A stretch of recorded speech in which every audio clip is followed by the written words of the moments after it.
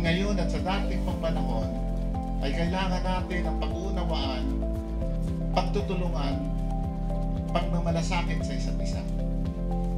Kanina po papunta rito ay alam ko po kung ano yung kalalagayan na dapat tugunan. Yung pong water system natin ay mahalaga, ano po. Pero mahalaga po yung mga gawain pa natin na dapat ay may sa katuparan natin. At alam ko po na sa ating pagtutulong-tulong, kasama po yung nanunungkulan sa pamahalaang bayan ng Hagonoy, ating minamahal na kapitan mga konsihal, ay ito po ay magagawa po natin. Una po, nararapat na rin po na yung daan natin may pagawa. Sapagkat ito po isang malaking sityo na kailangan ay madali na rin mapuntahan sa pamamagitan ng mas malapad na daan. Sa tingin ko po ay hindi magiging malaking hadlang sa tulong po ng pamahalaang bayan ng ni Kapitan.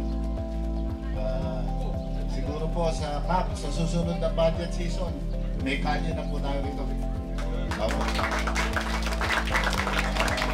Nakita ko po yung dinaanan ko.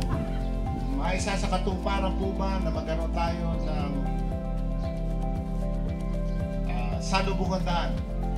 Maisa sa katuparan po. So, yun po ay pangako ko sa inyo. Ngayon, hindi po nakakarating pa rito na inumpisahan ko po roon sa Pompo. Yung mga walang CR ay dapat ay may CR. Ano po?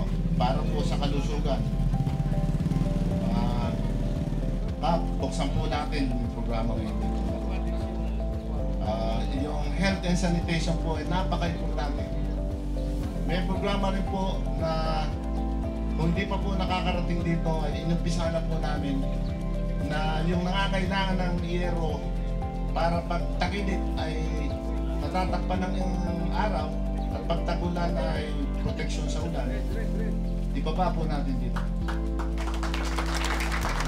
So,